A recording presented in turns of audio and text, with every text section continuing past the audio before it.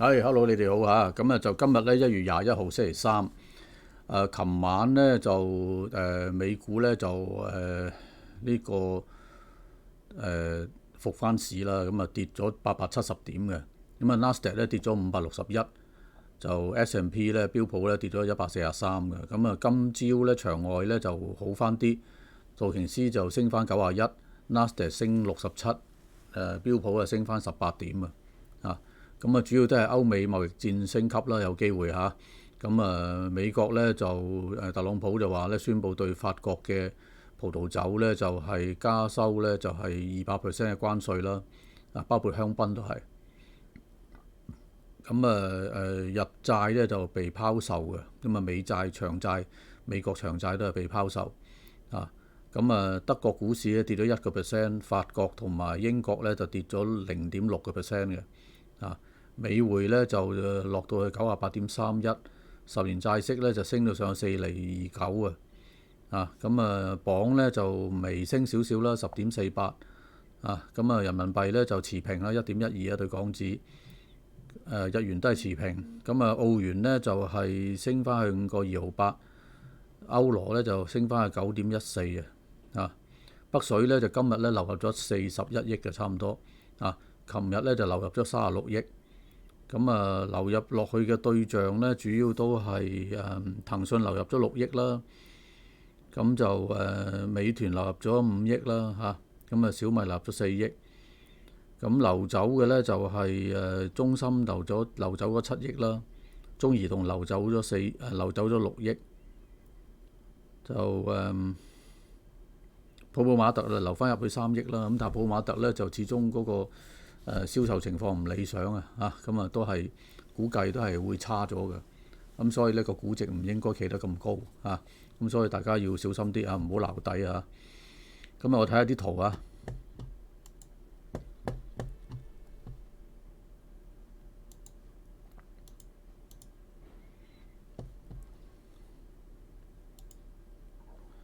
咁啊，呢個恆指圖啦，恆指圖都係膠着狀態啊。咁啊，依家26,400，咁外圍咧就歐洲呢個丹麥咧就係講緊咧會拋售美債啦嚇。咁就歐盟嗰邊咧就都唔排除有啲咁嘅機會嘅啊。咁所以暫時嚟講個市都係稍為負面少少嘅，即係如果單講美股嚟講啊嚇。咁就港股咧就有北水流入啦嚇，流入翻多嘅嚇，琴日都流入咗36億嘅，咁所以就有北水支持住啦，咁啊港股相對穩定啲嚇。咁而依家咧就個保利加通道嘅中軸位咧就喺26,322、26,300嗰度啊嚇。咁就依家係26,437啦嚇，咁最低26,397。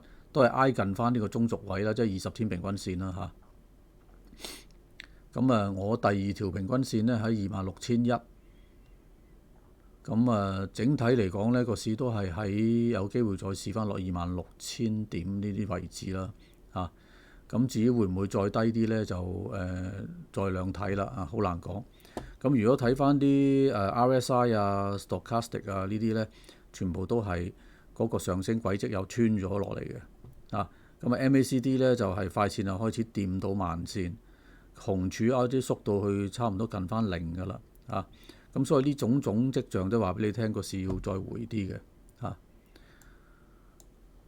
咁就喺咁嘅情形咧，咁唯有你哋揸嘅持倉咧就係減翻細少少啦咁就因為外圍唔係好明朗啊嘛咁唔好揸咁重嘅呢個貨咯喺手咯咁持翻輕啲持貨量輕啲，因為始終嚟講咧呢啲位你去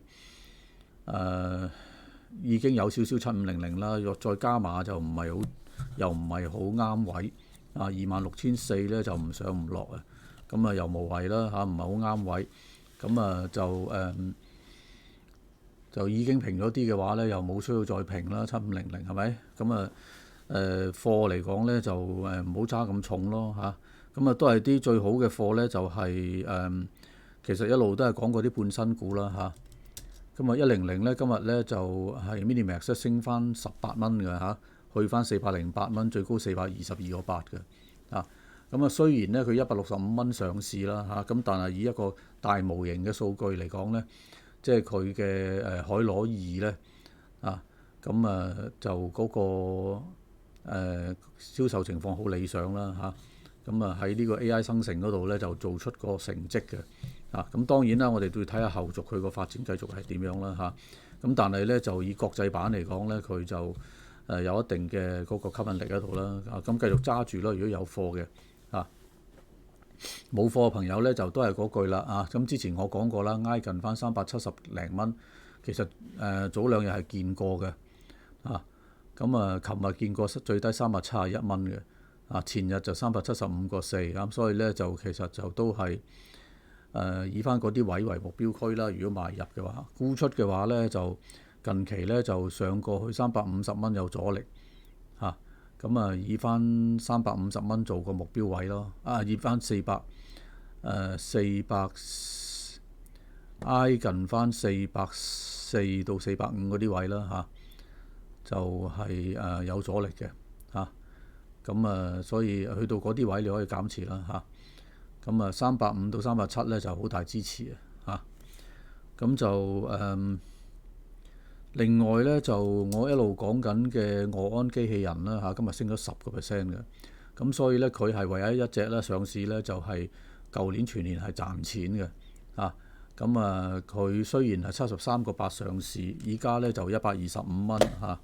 咁但係咧就以翻佢嘅發展嚟講咧，係一個幾好嘅一個台階嚟嘅嚇。咁所以未來嚟講咧，喺佢個機器人產業嗰度咧，就如果係講緊咁多隻嚟講咧，就應該係以呢隻咧就比較係有業績配合嘅嚇。你話 set 咩位咧嚇？用翻即係話佢招股價1倍計啦嚇，即係大概係150蚊啦為個目標位咯嚇。暫時咧，如果落翻去110蚊附近咧，就有值博率嘅嚇。大家留意住呢隻啦嚇。另外咧就晶峰醫療都好翻啲啊，升咗7% 嚇。晶峰醫療咧就係佢就係43.2毫4上市啦嚇。依家升咗47% 嚇。佢係嗰個微創機器人嗰度咧，就係佢係做得好出色嘅嚇。有歐盟啦同中國嘅嗰個認證好多嚇。所以咧就值得去繼續去關注嚇。因為微創機器人本身咧2252咧都升咗唔少嘅嚇。所以相對嚟講佢係有一定嘅值博率嘅嚇。2675啦嚇。至於其他嗰啲咧就係300咧，就係我一路都推介嘅啦嚇。美的就今日就差唔多持平啊。繼續坐住啦嚇。百度又點咧？百度咧今日升啲㗎嚇，升咗3% 啊。百度繼續揸住啦嚇，因為佢分拆昆崙新咧嗰度係有一定嘅支持。阿里巴巴咧就今日咧161蚊嘅啊。都係嗰句啦，等回翻啲先至去考慮啦嚇。今日最低158.3嚇。琴日咧就最低係158.6啊，差唔多嚇呢啲位。騰訊喺600蚊度增持啦嚇。就最低598啊。如果去翻575嗰度咧，到去到585到595呢一段呢，係我個係短期通道個位嚟嘅啊。585到595啊。到時嗰啲先考慮着量啦嚇，去留意下。資源板塊又點呢？資源板塊呢，就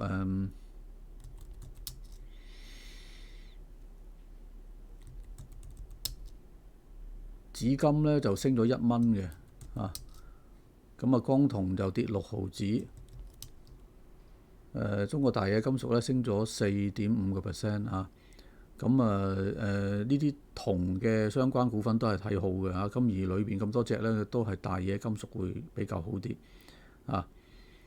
咁南方錳業就企翻穩啲啦嚇。咁就之前有啲散戶沽貨啊，睇到啲散盤啊，咁就暫時嚟講就喺呢度喺度集結啦嚇。就資金流入流出嚟講咧，就問題唔係好大，冇乜特別啊。咁呢啲都係要守下㗎啦嚇。咁中航科工就橫行嚇。咁另外咧就半導體股咧就有回吐嘅嚇。咁除咗 ASM 太平洋之外啦嚇，咁就今日咧就又升翻啲啊。咁華虹咧就係升翻5%嚇。就中芯國際升咗3%嚇。522咧就 ASM 太平洋咧就升咗4%嚇。ASM 太平洋咧就係有機會會分拆佢旗下嘅業務啦，上市啊。咁所以咧就繼續睇好啊。咁佢亦都係比較係相對嚟講咧係吸引啲嘅啊，因為從估值上嚟講咧，佢係相對係會比較有吸引力嚇。咁繼續啦，有貨嘅朋友可以繼續揸住嚇。咁另外之前提過嘅怡海啦嚇，怡海咧就今日回吐少少啊。咁餐飲裏邊都係繼續啦嚇。咁9毛9就回翻少少啊。海底撈都係啊。咁呢啲都係要少少時間啦嚇，我相信都係唔錯嘅嚇。咁至於啲券商股咧就升少少啦嚇，都係橫行嚇。中金就係升少少啊，繼續都係睇翻中線，睇翻好啲。藥股咧就藥明康德咧就升咗1.4%，中生製藥咧升0.4%，康方咧就跌3% 啊，都係橫行啊。咁石藥啊升0.9%，康寧傑瑞升翻3% 啊，都係上落啦嚇，問題冇乜特別嚇。整體嚟講都係咁樣行法啊。咁有啲股都係避開啦嚇，布魯馬特啦，咁又跌翻啲，又跌翻3% 嘅嚇。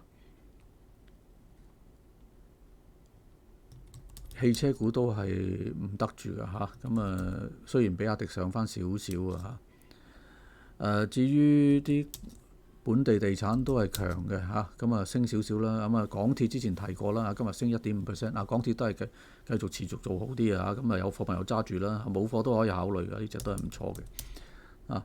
咁華順就回翻啲啊，華晨就未到派息時間啦嚇，咁都係上落嘅啫嚇。咁另外領展就回翻1.5% 啦嚇，都係差唔多嚇。咁慢慢做啦嚇。咁市都係炒股唔炒市，有半新股稍為好啲啦嚇。咁新股裏邊呢，啱啱有一隻呢就係準備上招股嘅啊。嗰隻呢就係做零售嘅嚇。零售股嚟講呢，就係1768。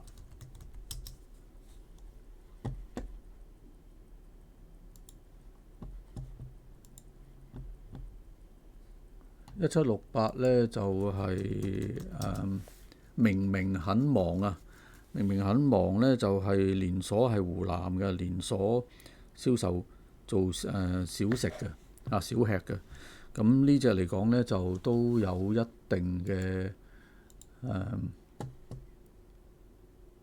嗰個承接力嘅嚇。嗰個反應都係好理想啊。咁你都不妨可以抽下嘅嚇，我相信都機會都係有嘅嚇。大家加油啦，俾心機嚇。個市呢，就都係暫時嚟講係炒股唔炒市啦嚇，即係都冇咩大特別啊。我投資班就開始準備開班㗎啦嚇。咁就有啲朋友都開始報咗名啊。咁啊有興趣朋友咧，不妨可以聯絡我啦嚇。咁啊呢個禮拜日嘅晏晝就會開班嘅嚇，講圖表啊嚇。咁啊圖表係可以幫到你好多嘢嘅啊。咁啊有興趣啊聯絡我啦嚇，6889-980嚇。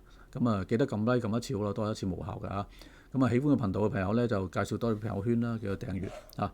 訂閱之後有個鐘嘅，撳鐘就全部有新片話俾大家聽啊。多謝你哋嚇，拜拜。